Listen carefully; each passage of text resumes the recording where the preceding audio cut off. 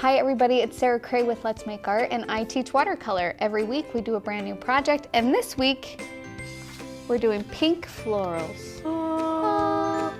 Now this does not have an outline, which I know is scary, and florals are kind of a difficult thing to paint, so I'm going to try really hard to break down shapes for you and techniques for you so you guys can understand how to paint this. We are using 4 colors in this project. So our very first one is lemon yellow. Our second one is magenta. Our third one is leaf green. And our last one is sea blue, which is one of my favorite blues. Beautiful. We are using around 6 and around 2 Princeton Heritage Series brushes. They're our go-to brushes. We use these for probably about 95% of the projects that we do. Other projects we don't use them for? Yeah, in the beginning, I would switch up the brushes before we started the subscription. How we've grown. How we've grown and changed and simplified things.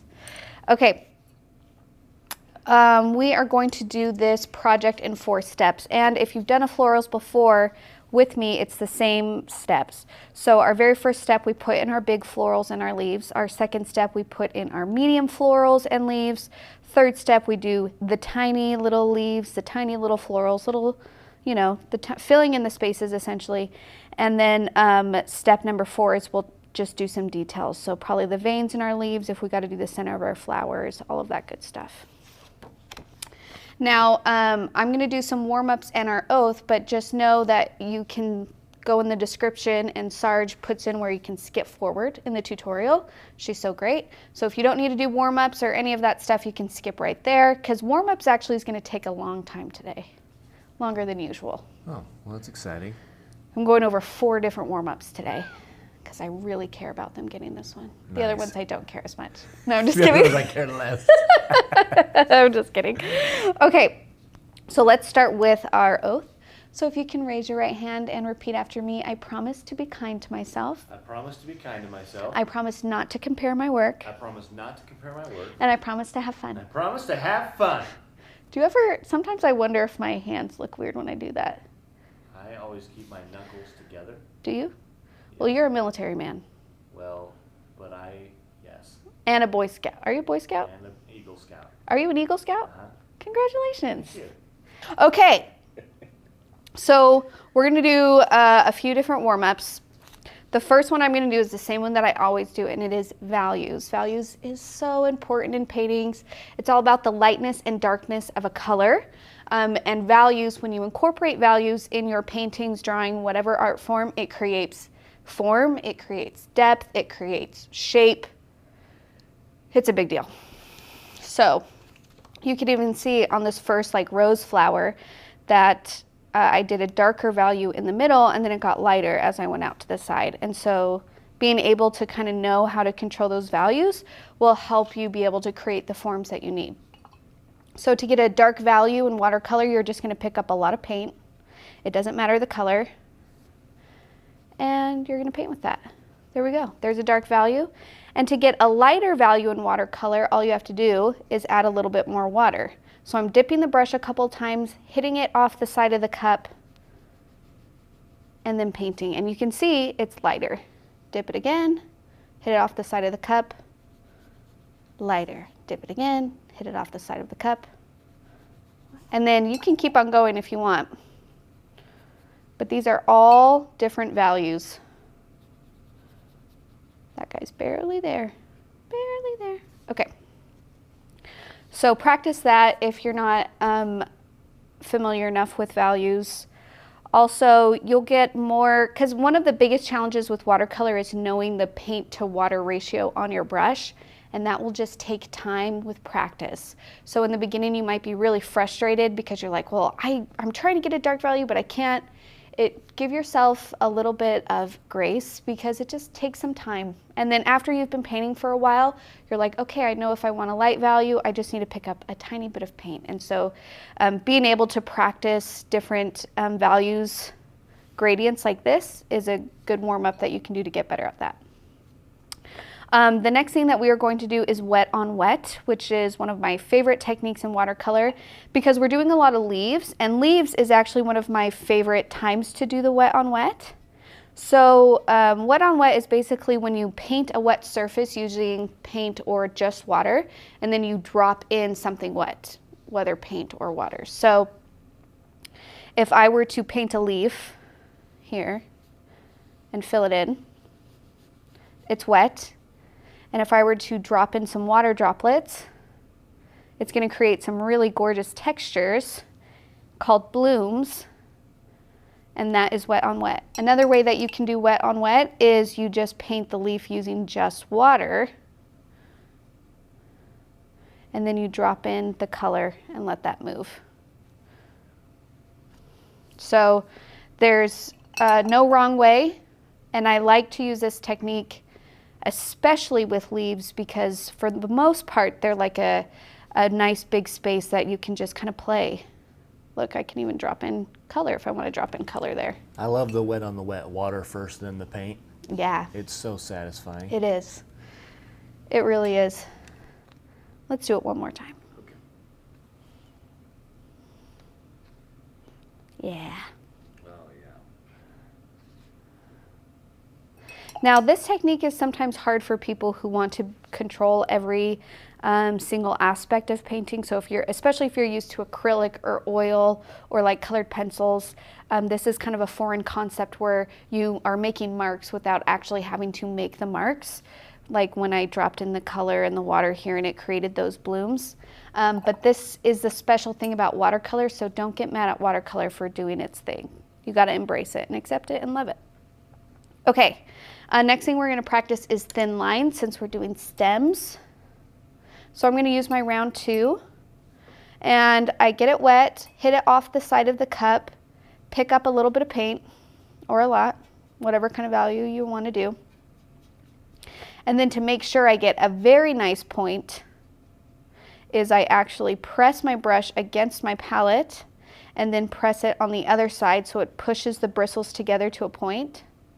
So I do that a couple of times. And now I have a nice little point on my brush. And I'm going to do a vertical hold so it's almost straight up and down, and I'm going to do light pressure lines. Like so. And sometimes my pressure is so light that my brush actually lifts off my paper and I get these skips, and I let those happen. I let them happen. I don't try and go back and refill them in because it makes it more noticeable, like if I try and... Actually, that one's not that bad. Actually, never mind, I'm good at this. Just kidding. Just kidding. But for the most part, I just let them go. If you're getting these kind of textures, that means your brush is not wet enough. So you might have enough paint on your brush, but maybe not enough water. Again, it's a balance. Okay. The last thing that we are going to go over before we start is breaking down florals into shapes. So we do not have an outline for this project, but florals, if you break them down into shapes of what you're trying to recreate, then it's a little bit easier in your head to understand the kind of marks that you need to make.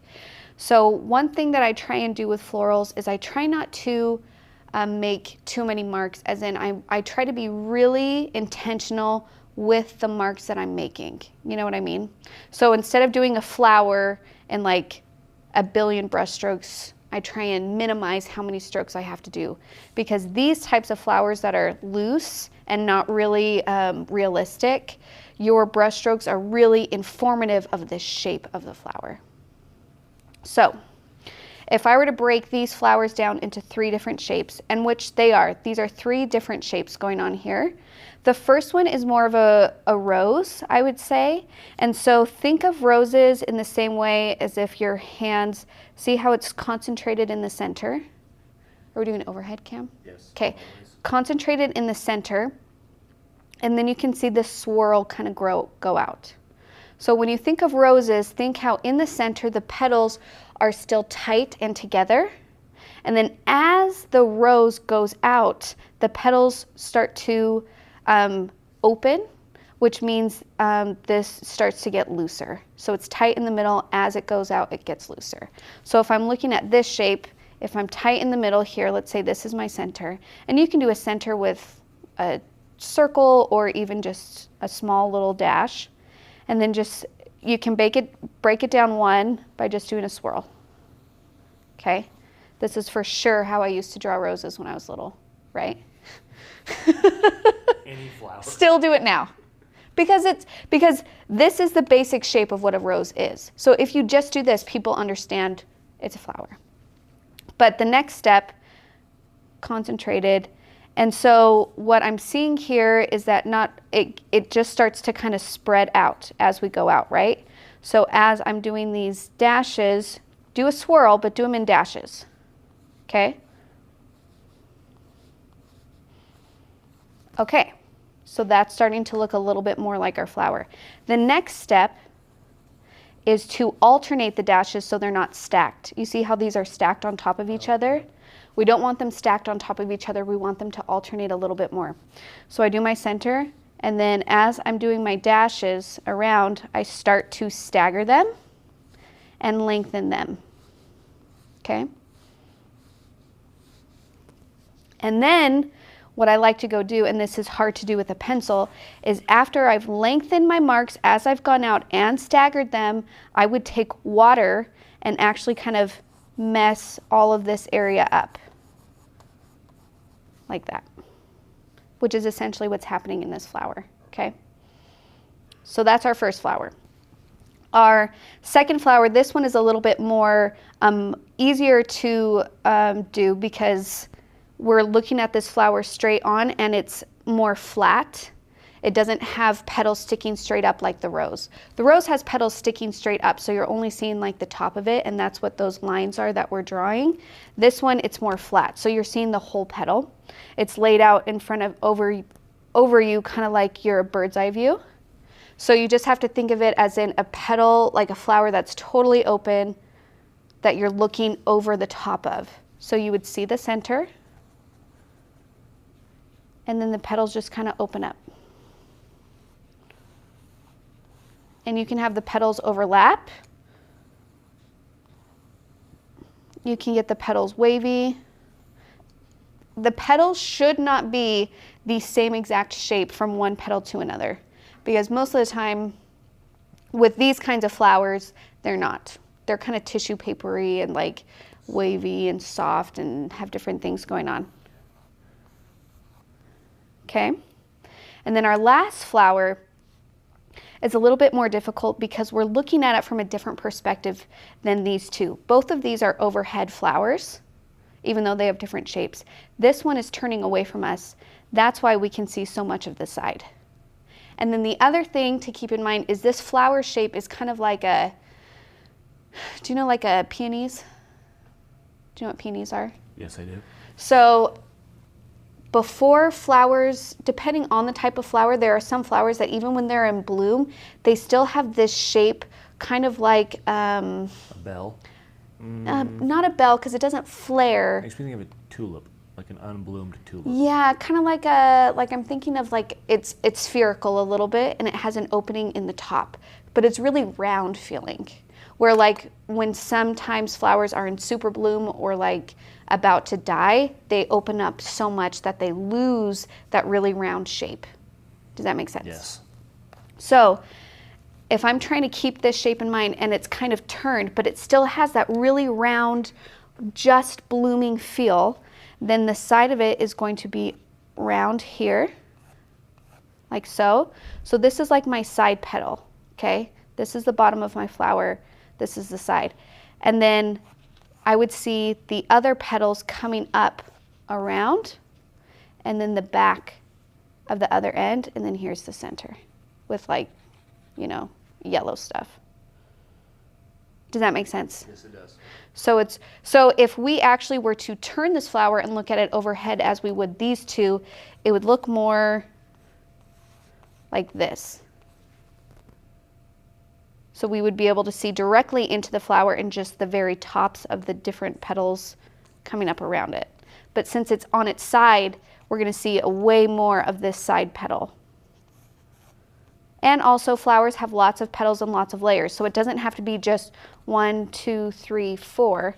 You can start with that, and then you can add a 5th, you can add a 6th, you can add a 7th, and an 8th.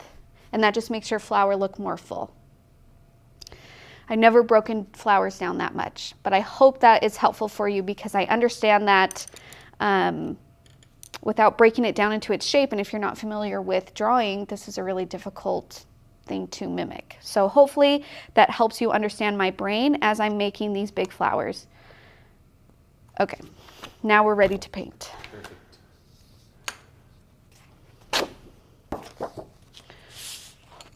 See, wasn't that a long warm-up? I told you it was long.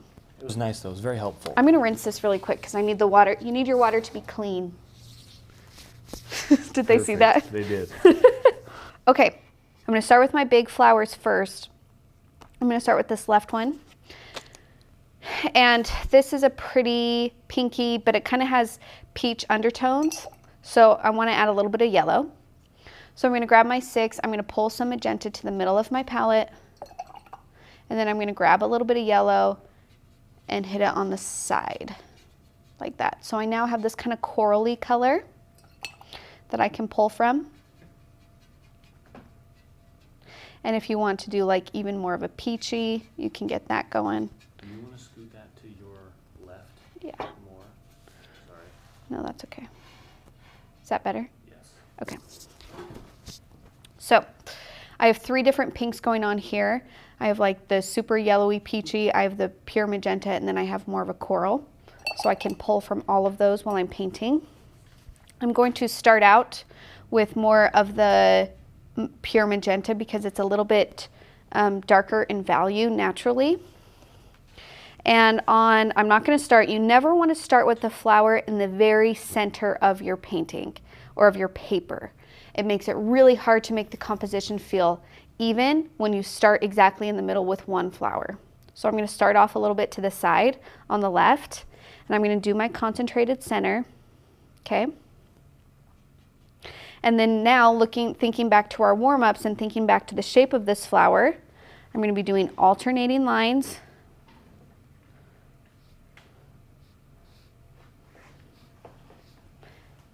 Okay.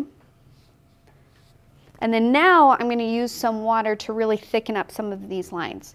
So I kind of have my basic shape down, and now I'm just going to go in using just water and the color that's already there and just kind of widen the flower shape a little bit more. Now if you got to grab a little bit more color while you're doing this and drop it in, you can. I sometimes like to do that just to see what kind of lines I can get, different textures and colors.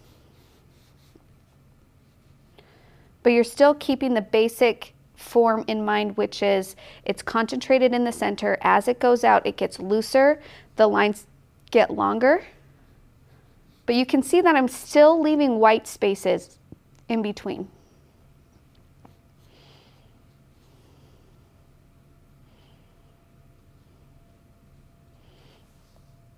Okay, and maybe I'll touch a little bit up here just. And at this point, I'm going to want to leave it alone, okay?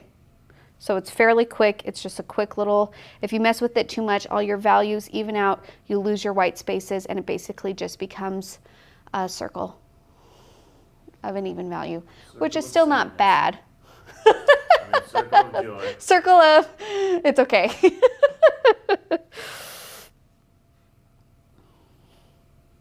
I know I just said to leave it alone, but I'm struggling to do that. I've been having that problem That's lately. been the norm though. You've been struggling to leave the things alone. I just want to keep going. Yeah. Just so you know, I struggle with this too, okay? Your mind is telling you just to keep messing with it, but you have to be like, no, leave it alone. So just so you know, I struggle with it also. It's a thing. It's normal. Totally normal. Okay, ooh, look at that really cool bloom that I got right there. You seen that? Ooh, I like that. Me too. Okay, we're gonna start with the second flower right to the right of it. I want these to be touching when I do my next one, because if you leave too much white space in between these big florals, then you're like, why is there a gap right there? And it's not enough to do another flower, but it's like, you know what I mean? It's a weird, so I try and have them touching. This one I'm gonna use magenta, and I'm gonna grab a tiny, tiny bit of the sea blue to get kind of a purple in there. So I have two pinks I'm working from. This gorgeous, like, what color is this? Purple? Nope.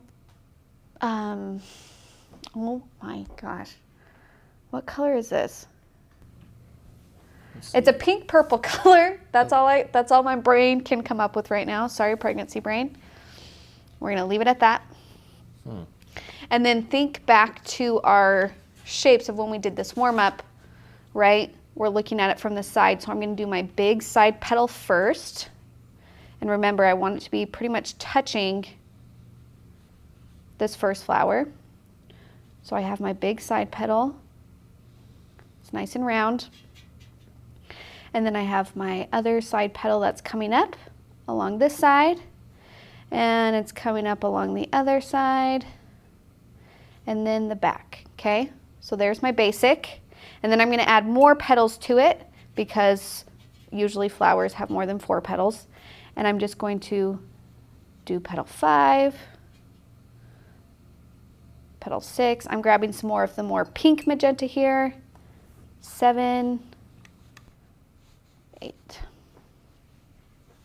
So remember, this one can get a little bit loosey-goosey and messy like that.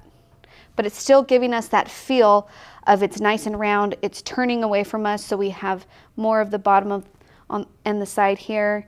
And it still has kept that really like round bloom form, okay? And I'm not going to put in the yellow center just yet.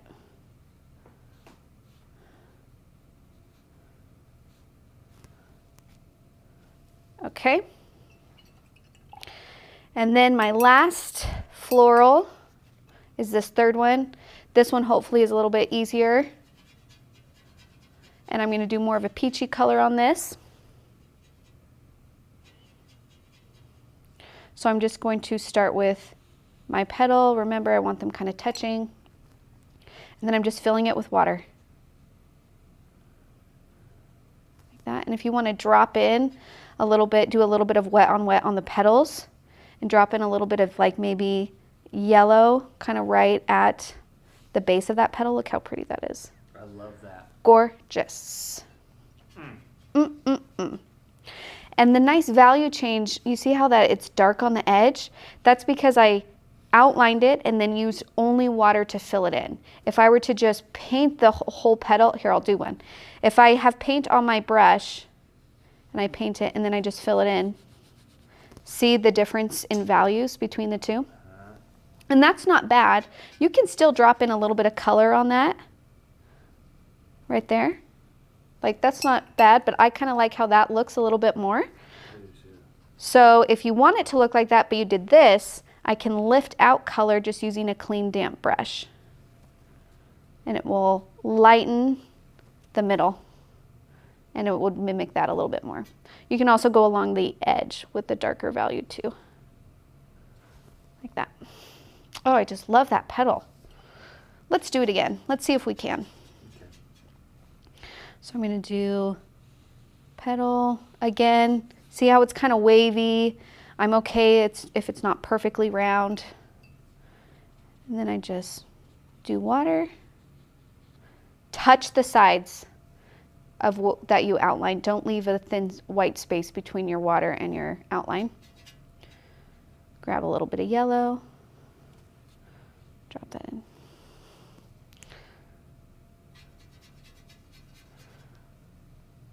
Gosh, I love painting flowers. Look how pretty it is so far. The petal ones are my favorite.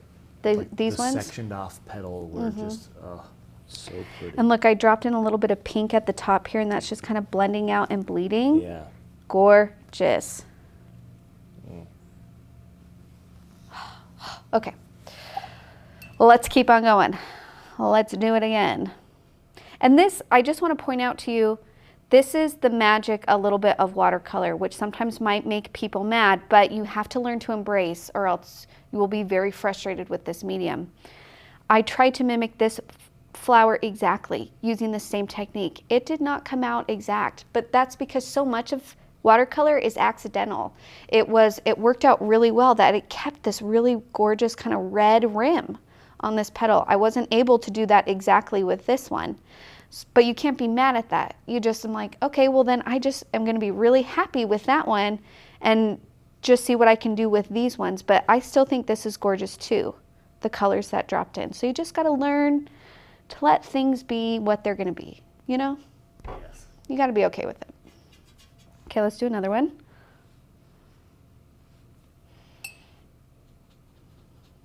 And you can see I'm kind of working around an invisible center here.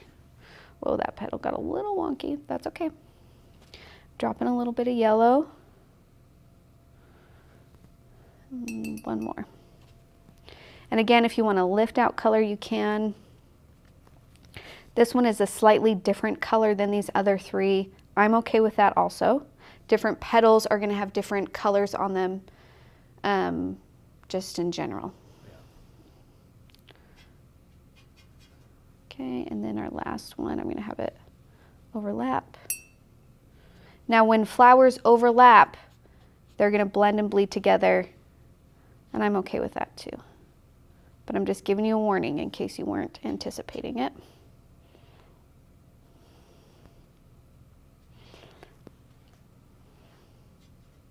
Maybe I'll do a little edge on this. That really is a great point that you said, though, because you did the same technique on all of those except for the second one. Mm-hmm. And they're all very different from each other. Yeah. And that, for me, makes me just learn to appreciate the accidental parts that I didn't mean to do that came out beautiful. Yeah. Because then it was just like, I didn't even really have to work for that one. Cool. You know what I mean? And then you're like, let's move on. Okay. That came out a little bit bigger than I anticipated, but I was just loving those petals so much I was doing them big, and that's okay. Your flowers are going to look different than how I'm doing them because we do not have an outline and we're free flowing. Free fall. Yeah. So it's okay that this one turned out a little bit bigger. I have to be aware of that then as I continue on my composition, okay? So I'm going to do the two big leaves that are coming out in between these two. So the first one, I'll actually outline the leaf. I'm still using my 6. So leaves, I'm going to make sure it's kind of thick where it's coming out, and then it thins. And I'm going to fill it with water. And I'm going to drop in a little bit of blue mixed with green right here. And then I'm going to just do some water drops and move some of that color around. And then I'm just going to leave it and let that dry. But look how cool. That is a good leaf. So good. Okay, let's do the next one. And then this is where second leaves get a little bit fun because what I can do is I can just pull color from this and use only water to draw my second leaf. So I'm going to do my second leaf using only water. And I'm going to touch it to my first leaf. And look at all that color going in there. Yeah, isn't that cool? I want to make this a little bit more wavy, so I'm going to pick up some paint, drop it in, and kind of like reshape my leaf just a little bit. And then once this dries, we'll go in and we'll do the veins and kind of define the shapes a little bit more. But this is the joy of watercolor, you know what I mean? Like, so pretty. Maybe drop a little yellow in there too. Why not?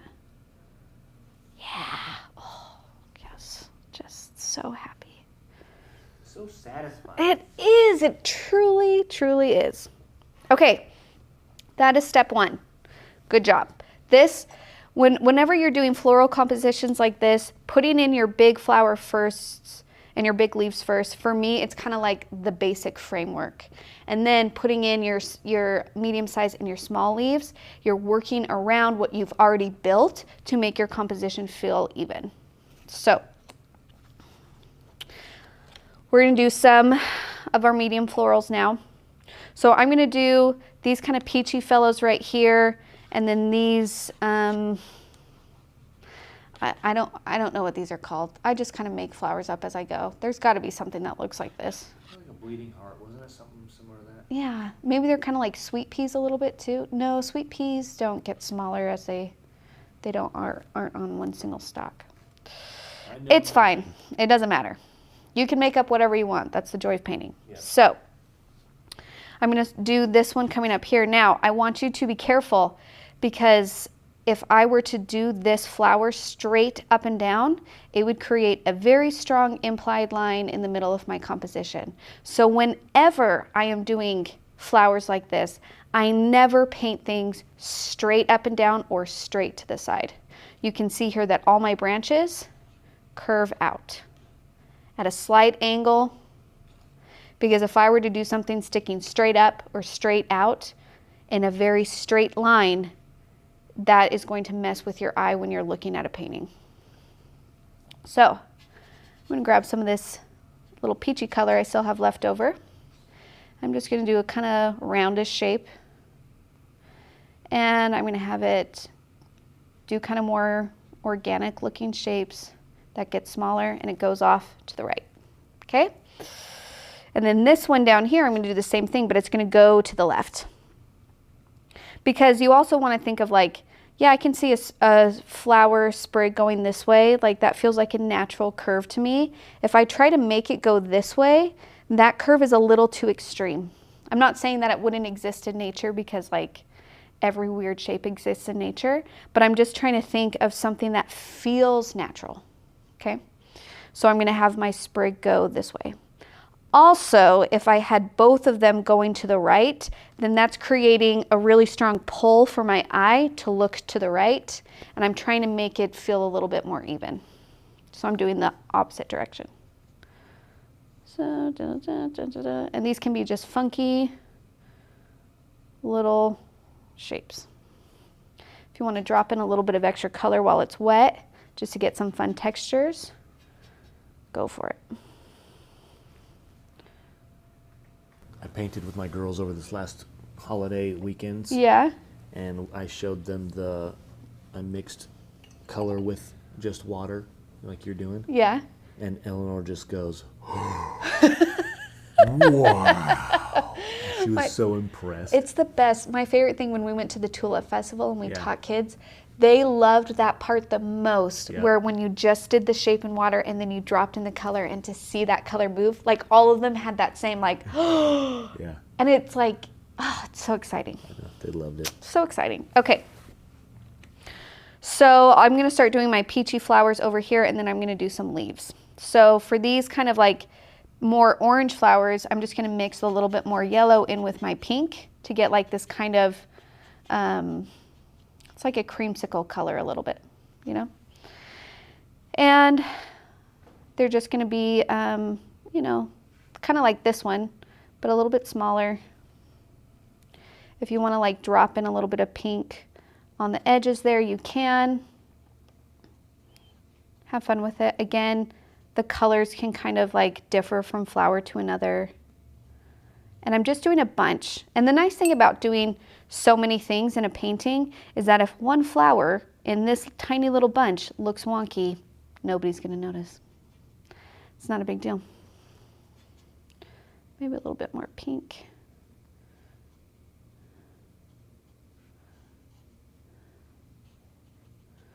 Okay. I love that orangish color. Is that pretty? Yeah. And then I'm going to do kind of a brown center. You can see here that my brown center bled out on these flowers. So if you want that to happen, you do your centers now while the flowers are wet. If you do not want that to happen and you want your flower centers to be really tight and not bleed in, then you're going to want to wait till your flowers are completely dry. I like it when the center bleeds a little bit. I think it's just cool. So I'm going to mix some magenta and green together to get a brown, because those are complementary colors. And I'm going to drop it in. And some of these are pretty much dry already, that it's not moving too much. And some of them, they're moving more. And I like that. I like just the variation. You don't have to. This is your painting. So if you want your flowers to be really not blendy or bleedy, don't do them yet. Okay, so I'm going to do these kind of like, I really need to familiarize myself with different flowers. They're like buds. They're buds. They're buds to the other flowers. Yes. So I'm going to mix a really light peachy color. Again, a little bit of yellow and magenta and a little bit of water to get it a lighter value. And they're just going to be circles. And I want to work pretty quick because I'm going to add some color in there. They get a little bit smaller as they go out. Then I'm going to grab some magenta and just hit the point with this pink.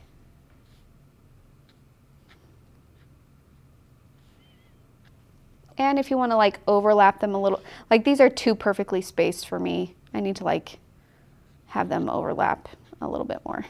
There we go. That feels better. Okay. It is at this point in your painting that you're going to step away from it and be like, what the heck is going on? And I'm going to tell you not to give up just yet. Don't judge a painting when you're only halfway through it, because it's never going to look right because you're only halfway done, you know? So I'm going to do these leaves here. So let's start with this one down here. I have a little bit of brown, and I really like how this kind of is like a desaturated green blue. So I'm going to use this brown that I mixed for the center, mix it with my green a little bit. Can they see my palette? Yeah, do you want to shove that bottom half to the left? Is that better? Yes. And I'm going to grab a little bit of blue too. So I now have all of these like greens and brown greens and blue greens to choose from. I'm going to start with this kind of bluish green. I'm going to do my first leaf here. And this one I want to be a little bit longer. So I'm going to make sure that the length is nice and long like that. You can let your leaf edges be wavy. So there's one. And again, if you want to keep them a light value, that's all you really need to do. If you want a little, just a little bit of value difference, I want to keep mine fairly light, so I'm not going to go crazy with dropping in color like I usually would. Okay.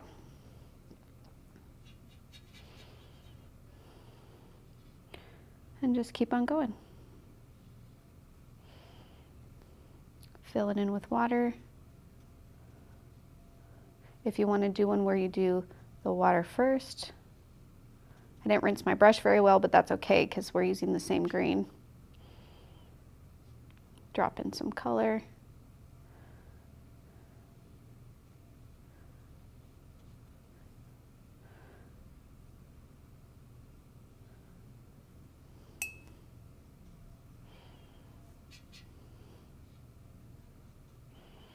And then I'm switching to my 2 to do my stem.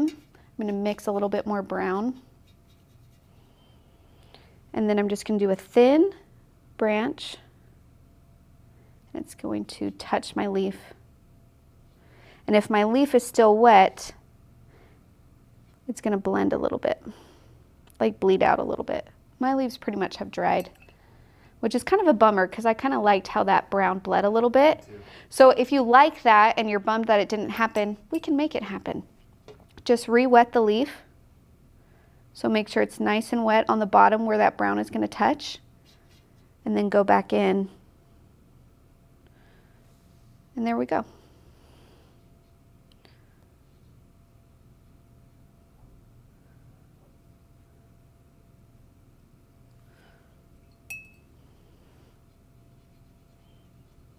So you can kind of mimic those little accidental elements. Maybe not the same way, but a little bit. We can play with it. And I'm not going to do the veins yet because I actually want those to stay sharp. So I'm going to wait till my whole leaf dries before I do the veins.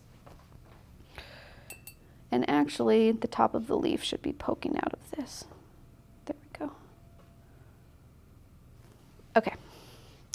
I'm going to do this one up here, and this one I'm going to do a little bit more yellow in. See how this is more of a yellow green and that's more of a blue green? So I just like to switch up colors just a little bit, just so it's not reading as everything is the same. And I'm also going to switch up the shape a little bit. These ones are a little bit shorter and thicker in the middle.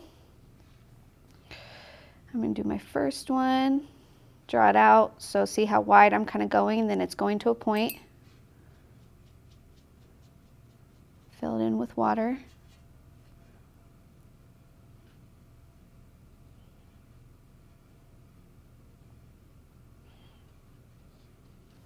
Okay. And if it's easier for you to do your stems first, after you paint your first leaf instead of last, that's fine too. I'll do that for people who need that like guide to go off of where their things are going to go. So I have that's kind of coming out here. I'm going to have a leaf coming out here and coming out here and one poking out here. So now you kind of have a guide of where you want this to go.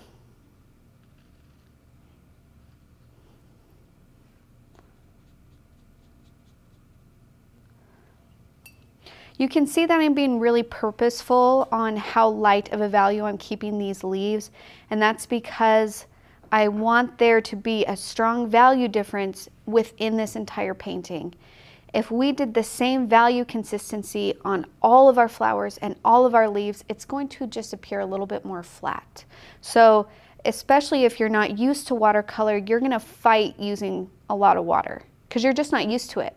You're used to just picking up paint instead. But I need you guys to remember that watercolor is essentially like a paint color in watercolor. So don't be afraid to use it.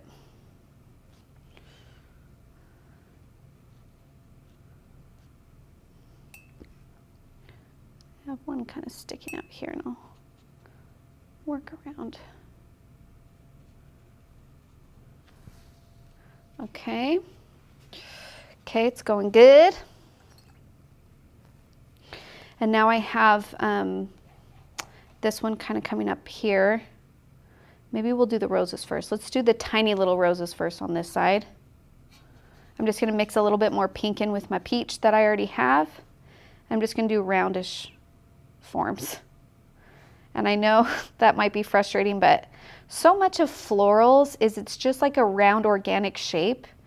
And we don't have to like, since this is a loose painting, we don't have to like define every single shape perfectly, you know? We're giving viewers enough information to know that these are a small roundish flower. That's all they got to know about it. That's it. And it's handmade, and I made this flower. Yeah. So I probably even made up this flower since I don't know a lot about flowers. maybe it's a berry. Maybe it is. You can do whatever you want. Okay.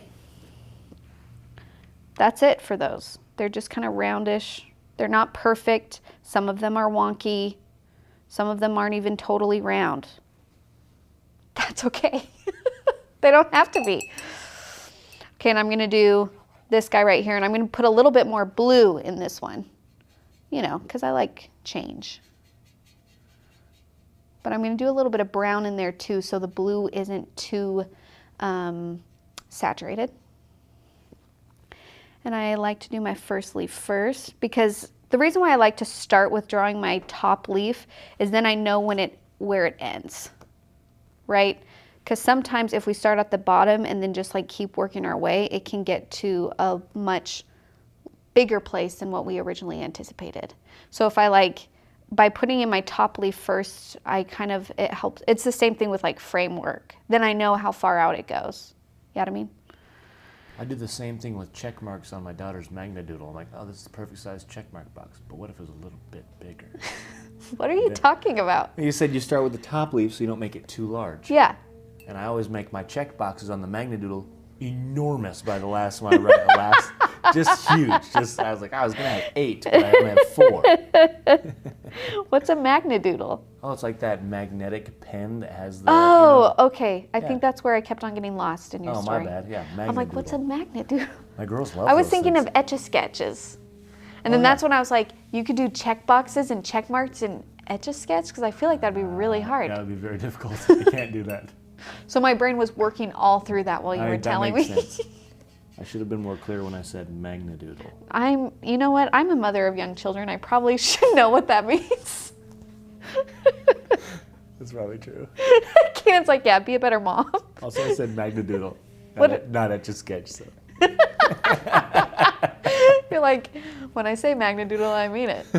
Which, to be fair, I don't always say words I know what they mean.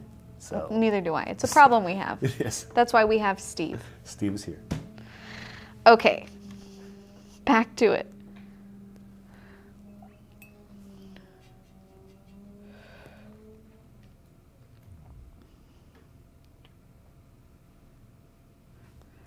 Okay, there's my shape. Filling it in. Again, you can see I'm getting a little bit loose with these leaves. They're kind of wavy and they're kind of funky, and I like that though, you know? Yeah, that's fun. It's fun to have a little bit of funk in your life. Yeah. I don't know why I thought that was so funny. I think I just like that word.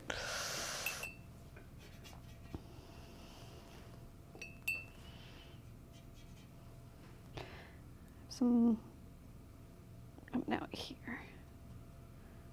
And if you want it to be underneath flowers instead of on top, which is what you want to do, because watercolor is transparent. So if I try to paint over these roses, it's not like acrylic and the roses would just disappear under the paint. You would still see the roses, and it would actually just turn kind of a muddy color since this is pink. So I'm just painting around it.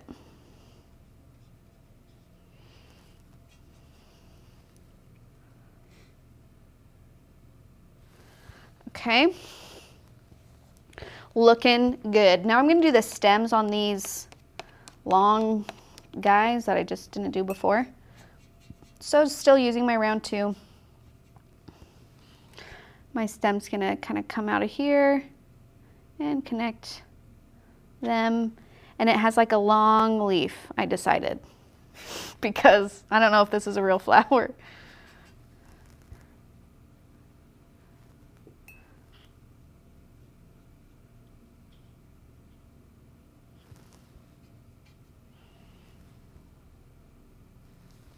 That. And same with the one on this side. Do, do, do, do. And if you run a little bit into the flower, that's okay too.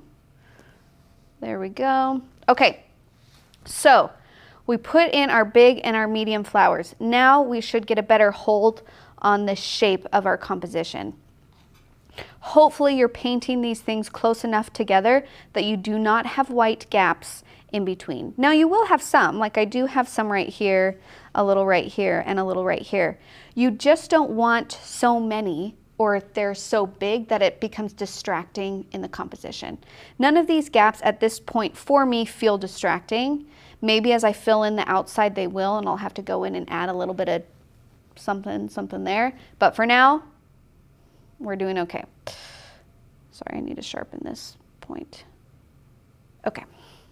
Now the other thing that I want to draw your attention to is, even though if you look closely at, there's only a white gap here and here, but the value difference is so extreme on this flower that this edge is almost not even showing up. Does that make sense? Yes. Like, this feels like there's a gap here because of how light this value is.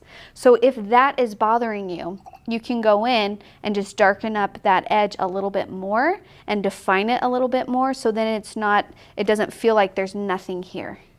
Because while I was painting, I was like, man, it feels like there's nothing there. There is, it's just so light that it's kind of blending in with the white, but never fear, because we could just go in and just shape it a little bit more. And now that gap is like gone, even though it wasn't always there. Does that make sense? Yes. It's the power of values. It's the power of values next to things, okay? Whenever someone says never fear, I always want to end it with Brooklyn is here Why? from the movie Newsies. Oh, I don't think I've ever watched Never fear, Newsies. Brooklyn is here. Every time. That's so great. Okay. Now I'm messing with this flower. I'm not going to do that, you guys. No. We're moving on. Moving forward. Okay, so now is the time where I'm going to start filling this in, because even though this looks pretty contained and it doesn't feel too empty, I could totally make it feel more lush with smaller leaves, smaller berries, and just kind of like filling out the spaces. But this is the point where you have to look at your painting and see where in the composition it feels empty. So, like I'm feeling something missing here, here, here, here, and here. This actually feels pretty good to me, that edge, okay? So you just have to take a step back from your painting and be like, where is this feeling empty? This is gonna be a different answer for everybody, since your painting is going to be different from everybody's. Okay, so I'm going to do kind of like a gold color. So I'm going to mix a tiny bit of magenta in with my yellow. I'm going to do some smaller leaves here, kind of filling in this space. Now I know that some people have questions of like these stems that are popping out of places. They're like, where is this coming from? And I never worry about things like that. I just usually have things generate from the middle, but not having to be like, you need to make sure this stem continues from here, because this is a loose painting. If we were doing a still life of a real painting, then I would be paying attention to things like that, but we're not. So I just kind of have it generate from the middle. Also, I see this as like a bouquet or Yeah. a put together thing. They're always putting things, because composition matters for that too. It does. It's so much harder to actually do a composition for me. Like I took a floral arranging class, and like, because it's three-dimensional. Oh. So like I put One direction looks great. yes, and then Spin you it. turn it and you're like, oh. Who did this? Yeah, so my friend Ella is actually really fabulous at making floral bouquets, because she can make it look really good from all the sides, where for me, I'm more like, we're just gonna do one side and then we're gonna put it against the wall. It's like in Friends when Monica does one side of the Christmas tree and everyone else does the other, and she that's just spins exactly it. I only focus on one angle. Okay. Now these leaves I'm going to do a little bit darker in value, because I can. And that's all the reason I have to give. That's all the reason you have to give when you're painting something, is it's just like, well, I got to make that decision because I created it. And there's a wonderful freedom in that, you know? Unless you go to art school, which is what I did, and then people are like, why did you do that? And you're like, oh, I guess I have to explain myself. But when you're not in art school, you don't have to. That's just why I didn't go to school.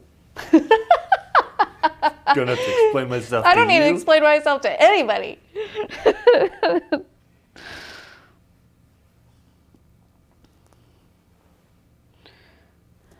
I also think that that's why I like looser styles sometimes instead of the more realistic, and also just illustration in general, especially like children's illustrations and stuff, because it's not necessarily following the specific techniques and guidelines of creating form. You have a little bit more freedom in playing with colors and things like that. And it was just really refreshing to be able to like paint a house and not make sure that it looked totally three-dimensional. You know what I mean? Yeah. I can be like, yeah, it's a house, get over it. Like, you know it's a house. That's all I need to tell you. Technical.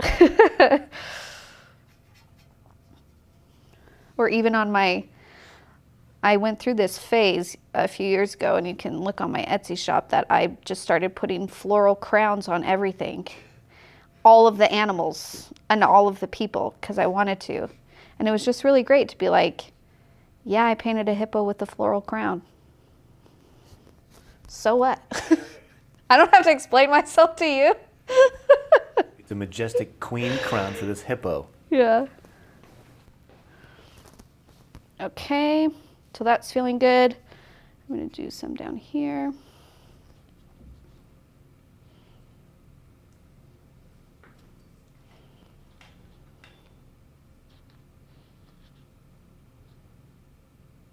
So you see how just these little leaves, kind of putting them, it just kind of fills out the space a little bit more. Okay. I don't know why, but it also makes it seem warmer. Is that weird? Well, the yellow, for sure. Yeah. Because yellow is a warm color. Yeah. So this is where color temperatures play too, where it's like, this area is really warm to me because of the yellow of the green here, the yellow here, and the yellow peachy here. Does that make sense? That totally makes sense. This is a cooler area because of the purple of the flower, the blue, and there's a tiny bit of yellow in the green, but not much. Nice. Isn't that funny? That is funny. Color temperatures. You're like, that feels really warm. That feels cold. Tropical rainforest. Yeah. Missouri.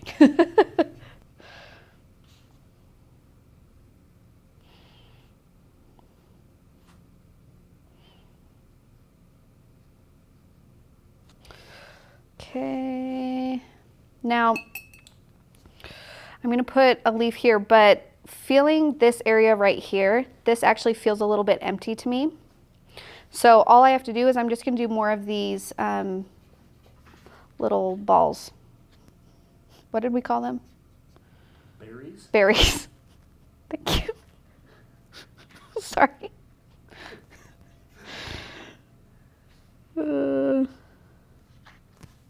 Fills up that space nicely. Now I'm like, oh, okay, yes.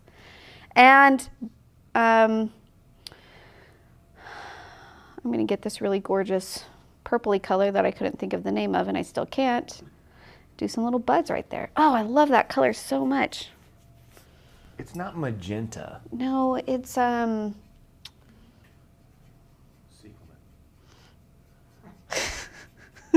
kind of actually. I can't think of it. It's fine. It's fine. It's fine. Okay. Maybe a little leaf coming out of there. Then I'm going to do my leaves on the top here. This is a little bit bigger, so I'm switching to my 6, but you can stay with your 2 if you want. And again, I'm kind of curving it off because I don't want it to go straight up and down. Also, I could have it go to the left if I wanted to, but that would create a cross right at the top of my composition. And that's a pretty strong shape. I don't know if I want that, you know? Yeah. Or an X. Like an intersection, a crossing. A crossing, exactly. Yes.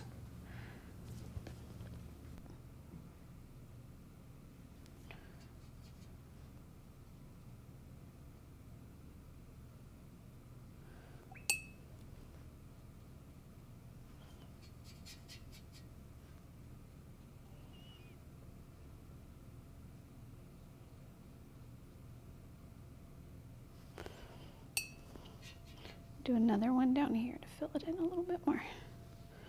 Okay, that composition-wise, this feels pretty good to me. I'm going to go in and do the details, so I got to do the center of these flowers and the stems on these, and some veins on my leaves, and then I'm going to see if there's anything else I need to adjust. So for my big open flower right here, you want to make sure you get a darker value since we're going to paint over some of the floral. I'm going to do my yellow center. I'm going to grab a little bit of magenta to make it kind of red, and I'm just going to do dots. I forgot what these are called on flowers, but there's... Freckles.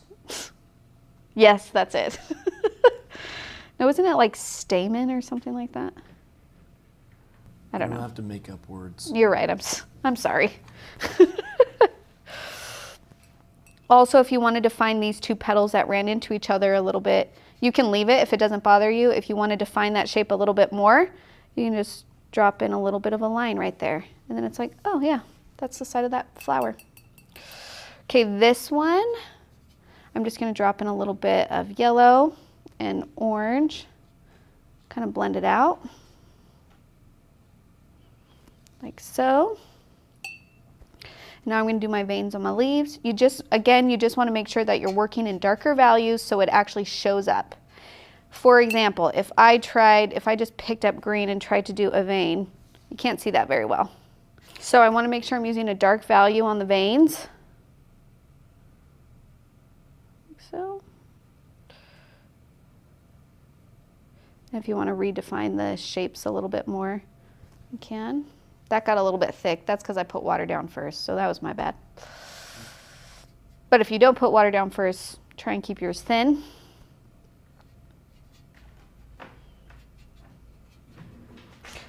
Do some veins on this. I'm going to keep this one thin. This one I didn't go all the way to the edge. I just kind of went halfway up. But you can do whatever you want because this is your painting.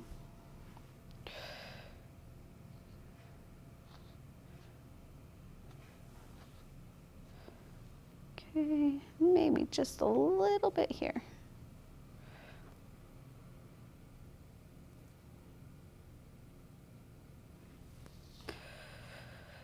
Okay, that is feeling pretty good. I can't take oh, I got to do the stems on this. So I'm just going to do green connecting to some of them. They don't have to all connect like that.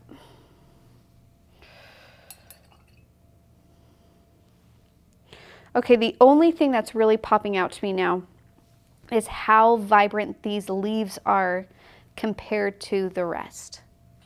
So you can do two things. Well, you can do three things. One, you can leave it and just be like, whatever, I like that pop of color right there. It doesn't bother me. It's not really anywhere else. I'm leaving it. Two, you can do a vibrant green and a vibrant yellow over here to help balance it because it's pulling, like this feels really heavy on this left side to me. Or you can tone down how vibrant this yellow green is. None of those decisions are wrong. So you guys can choose. Leave it, add more, take away, whatever you want. I'm just going to see what happens if I made these a little bit more vibrant. Because learning experiences, you know, maybe you can learn from me. So I'm re-wetting the leaf. I'm going to drop in green and I'm going to drop in some yellow. If I can get some yellow.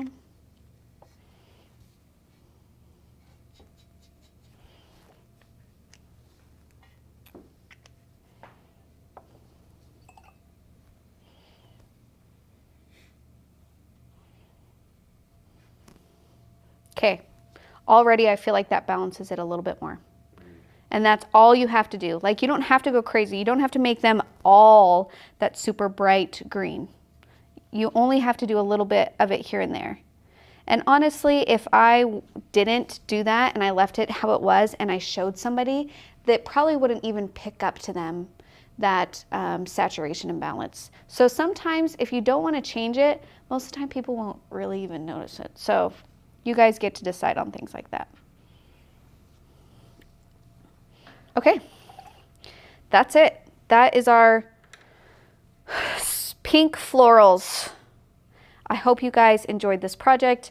I hope by me breaking down the shapes of the flowers a little bit more, it was kind of a bit easier for you to understand.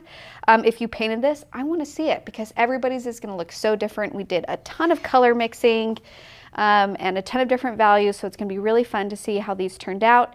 You can tag us on Instagram, hashtag Let's Make Art, or tag us at Let's Go Make Art. Those are two different names, and I'm really sorry about that. And we have a Facebook group that is for the sole purpose of just sharing what you paint and seeing how other people paint and learning from each other, because, you know, when you're part of a community and you're trying something new, it just makes it less scary because you're like, we're in this together. And that's called Let's Make Art Watercolor. So you can request to join that. We will accept you, and then you can post the paintings that you are painting with us.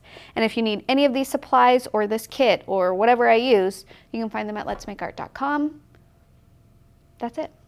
Bye.